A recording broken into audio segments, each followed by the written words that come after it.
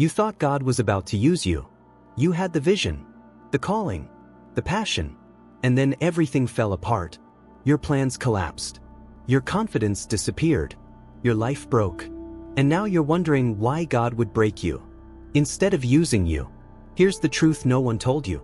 God didn't break you instead of using you. He broke you so he could use you. If you're in the breaking right now, this message is for you. Here's the truth most people don't want to hear. You weren't ready. You thought you were, but you weren't. The calling you felt was real. The vision you saw was accurate. The purpose you sensed was genuine. But you, the person who received that calling, you weren't ready to walk in it. You had too much pride, too much self-reliance, too much confidence in your own abilities, too many idols you wouldn't have let go of, too many weaknesses you hadn't faced, too many illusions about yourself that had to be shattered. So God broke you, not to hurt you, to prepare you, not to destroy you, to reconstruct you, not to stop your purpose, to make you ready for it. Jeremiah 18 verse 4 describes this process. And the vessel he was making of clay was spoiled in the potter's hand, and he reworked it into another vessel, as it seemed good to the potter to do. The vessel was spoiled. It didn't turn out right. So what did the potter do? Throw it away? Give up on it? He reworked it, broke it down, started over, reformed it into what it was supposed to be. That's what God is doing with you. You were becoming the wrong thing, building the wrong version of yourself, developing in the wrong direction. So he broke you down to rebuild you correctly, to shape you into the vessel he actually needs, not the vessel you wanted to be. And that breaking hurts. It's supposed to, because if it didn't hurt, you wouldn't take it seriously. You wouldn't let it change you. You try to rush through it, skip the process, get back to building the same flawed version of yourself. The pain forces you to stop, to surrender, to let God do what needs to be done, to become who you need to be. Here's why God breaks you before he uses you. First, to remove your self-reliance. Before the breaking, you thought you could do this. You had the skills, the talent, the ability, the confidence. You were going to make this happen. You and God. Partners. Equals almost. But God doesn't partner with proud people. He doesn't share glory with self-reliant people. He doesn't use people who think they're bringing something to the table that he needs. 2 Corinthians 12 verse 9 reveals this truth. But he said to me, "My grace is sufficient for you, for my power is made perfect in weakness." His power is made perfect in weakness. Not in strength. Not in ability. Not in confidence. In weakness. When you realize you can't do this. When you understand you're completely insufficient. When you're broken down to the point where you know it's going to take a miracle. That's when God's power shows up. That's when his strength is demonstrated. That's when his glory is undeniable. Because nobody can look at your broken, weak, insufficient self accomplishing something impossible and think you did it. They know it was God. Before the breaking, you would have taken credit. You would have built a platform on your abilities. You would have accepted the glory that belongs to God. You wouldn't have meant to, but you would have. Because pride is subtle. Self-reliance is deceptive. So God breaks you to remove that possibility. To make sure that when he uses you, when he works through you, when he accomplishes something through your life, there's no question about who did it. Second, God breaks you to expose your idols. Before the breaking, you had things you worshiped that you didn't even realize were idols. Your reputation, your success, your relationships, your comfort, your plans, your image. Things you wouldn't have been willing to lose. Things you valued more than God even though you would never have admitted it. And as long as those idols remained, God couldn't fully use you. Because you would have served those idols while claiming to serve him. You would have made decisions to protect them. You would have compromised to keep them. You would have limited what God could do through you to preserve them. So he breaks you. And in that breaking, he removes them, strips them away, takes them from you. Not because he's mean, because he loves you too much to let you worship anything other than him. Exodus 20 verse 3 commands, "You shall have no other gods before me." No other gods. Not even subtle ones. Not even ones you call by different names. Not even ones you don't realize are gods. No other gods. Period. And the breaking reveals them, exposes them, forces you to choose between them and God. And when you choose God, when you let those idols be destroyed, when you release what you were holding on to, that's when you're ready to be used. Third, God breaks you to build your faith. Before the breaking, your faith was theoretical, untested. You believed God could do miracles, just not the kind you needed. You trusted God was faithful, just not in situations as desperate as yours. You knew God was powerful, just not sure if He'd use that power for you. Your faith needed to stop being theory and become testimony.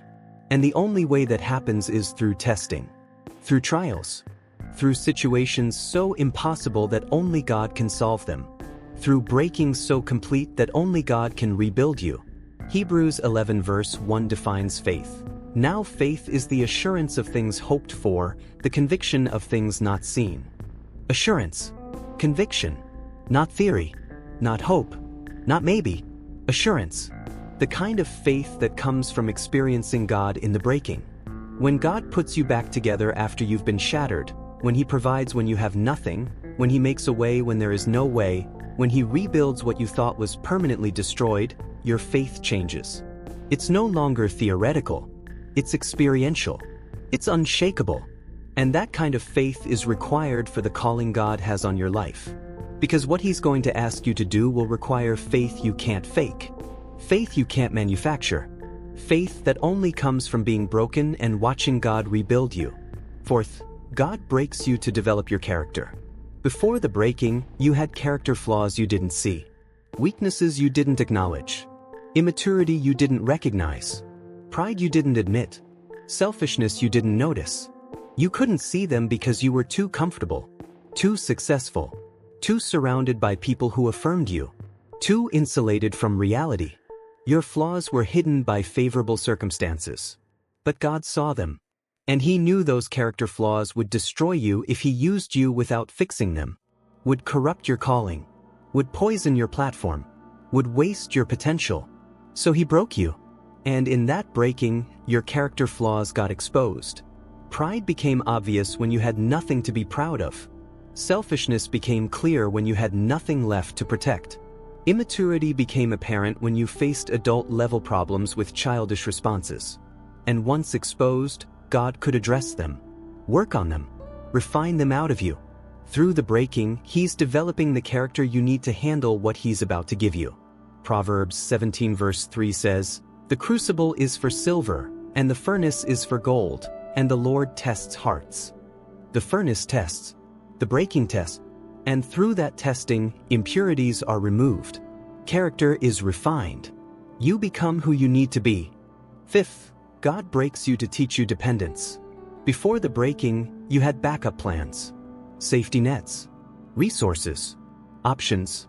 You could say you depended on God, but the truth is you depended on God plus your job, God plus your savings, God plus your abilities, God plus your connections. You never fully depended on God alone because you never had to. You always had something else to fall back on, something else to trust, something else that could save you if God didn't come through.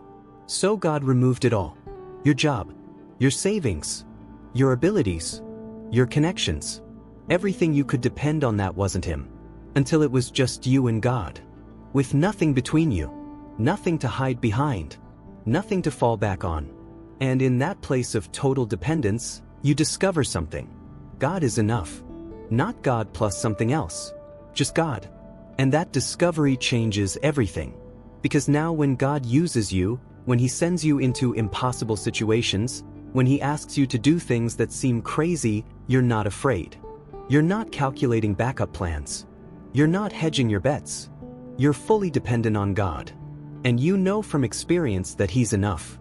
Sixth, God breaks you to align you with His will.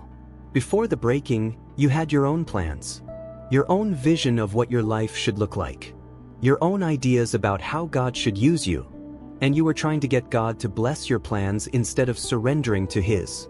You wanted to use God for your purposes instead of being used by God for His purposes. And that misalignment had to be corrected. Because God doesn't bless your agenda. He accomplishes His.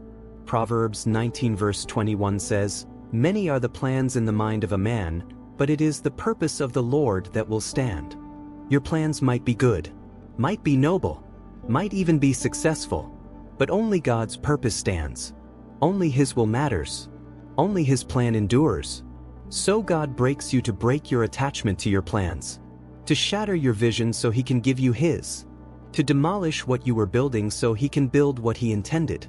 And after the breaking, you're no longer trying to get God to bless your plans. You're desperately seeking His. You're not pitching your ideas to God. You're begging Him to reveal His. You're not trying to use God. You're surrendered to being used by God. That's alignment, and it only comes through breaking. Seventh, God breaks you to give you compassion. Before the breaking, you had judgment. You looked at broken people and wondered why they couldn't get it together, why they made such bad decisions, why they couldn't just change. You had answers for them, solutions, advice, judgment, but no compassion, because you'd never been broken. You'd never been desperate. You'd never been at rock bottom wondering how you'd survive. So you couldn't relate, couldn't empathize, couldn't truly help them.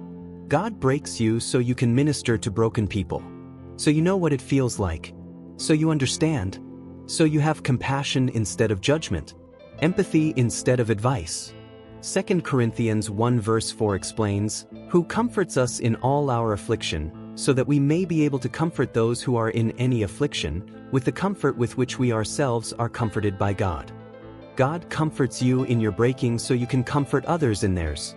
Your breaking becomes your ministry. Your pain becomes your platform. Your testimony becomes their hope. You couldn't do that before the breaking. You had nothing to offer broken people except judgment and advice. But after the breaking, you have something valuable: understanding, compassion, proof that God rebuilds what's been shattered. Eighth, God breaks you because your calling requires it. Whatever God created you to do, whatever purpose He designed you for, whatever impact He intends you to have, it requires a broken version of you. Not the version you were, the version you become through breaking. Moses had to be broken in the wilderness for 40 years before he could deliver Israel. Joseph had to be broken in slavery and prison before he could rule Egypt. David had to be broken running from Saul before he could be king. Paul had to be broken on the Damascus road before he could preach the gospel. Every person God used significantly was first broken completely. Not because God enjoys breaking people, because the calling required it, the assignment demanded it, the purpose necessitated it. Your calling is bigger than the unbroken version of you could handle. The platform you're headed for would destroy you if you reached it without being broken first. The influence you'll have would corrupt you if you got it with the character you had before. So God breaks you, prepares you, refines you, makes you ready for what's coming, because He loves you too much to give you something you're not ready to steward. Ninth, God breaks you so His glory is undeniable. When God uses broken people to accomplish impossible things, nobody can question who did it. The credit can't be confused. The glory can't be shared. It's obviously God. That's why God chooses the weak, the foolish, the broken. 1 Corinthians 1 verse 27 says, "But God chose what is foolish in the world to shame the wise. God chose what is weak in the world to shame the strong." He chooses the broken, the insufficient, the ones who have no business succeeding. Because when they do, when broken people accomplish what strong people couldn't, everyone knows it was God. Your breaking sets the stage for God's glory. Your weakness highlights His strength. Your insufficiency demonstrates His sufficiency. And when He uses you, when He works through you, when He accomplishes through your broken life what couldn't be done through your whole life, His glory is undeniable. Finally, God breaks you because He loves you. The breaking is proof of His love. Not His anger. Not His punishment. His love. Because if He didn't love you, He'd let you stay broken. Let you stay proud. Let you stay self-reliant. Let you waste your potential on your own plans. But He loves you too much to let that happen. So He breaks you to remake you, shatters you to rebuild you, destroys what you were to create what you need to be. Hebrews 12 verse 6 confirms, "For the Lord disciplines the one He loves, and chastises every son whom He receives." He disciplines those he loves. He breaks those he's going to use. He refines those he's called. If you're being broken right now, if you're in the middle of the shattering, if you're surrounded by the rubble of what used to be your life, take it as a sign. God loves you. He's preparing you. He's about to use you. But he can't use who you were. He can only use who you're becoming. And you're becoming that person through this breaking. So don't run from it. Don't resist it. Don't try to put yourself back together prematurely. Let God finish the work. Let him complete the breaking. Let him rebuild you his way. Because on the other side of this breaking is the most powerful, effective, God-glorifying version of yourself. A version that can handle the calling, that can walk in the purpose, that can fulfill the destiny, that can be used by God in ways the unbroken version never could. God breaks you before he uses you, not to destroy you, to prepare you. And when he's done breaking you, when he's finished refining you, when he's completed rebuilding you, he's going to use you in ways you never imagined. Trust the breaking. It's preparing you for the using.